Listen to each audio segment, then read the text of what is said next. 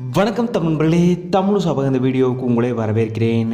விஜய் டிவியில் நம்பர் ஒன்று சீரியல் தான் தனம் சீரியல்.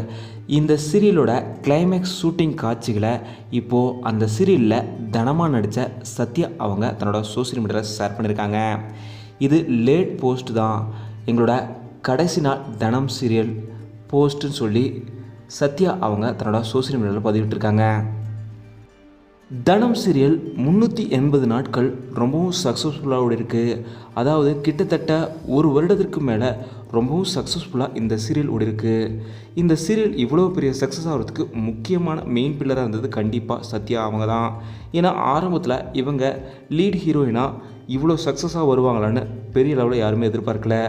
ஆனால் அவங்க தன்னோட திறமையால் இந்த சீரியலில் சாதிச்சிருக்காங்க. பலருமே இந்த சீரியல் ஏன் இவ்வளோ சீக்கிரம் முடியுது, இந்த சீரியல் முடிஞ்சிருக்கக்கூடாதுன்னு சொல்கிற அளவுக்கு இந்த சீரியலோட கிளைமேக்ஸ் இருந்துச்சு.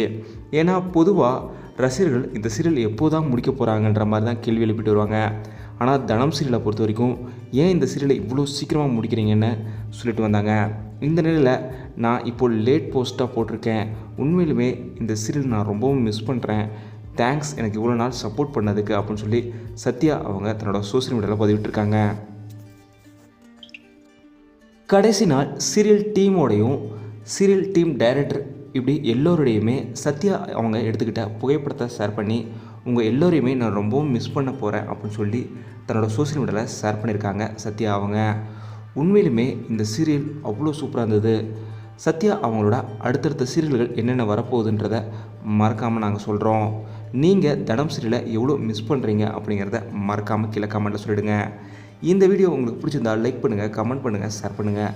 தமிழ் சேனல் சப்ஸ்கிரைப் பண்ணலைன்னா சப்ஸ்கிரைப் பண்ணுங்கள். மறக்காம பக்கத்தில் இருக்க பெல் ஐக்கானுமே கிளிக் பண்ணுங்கள்.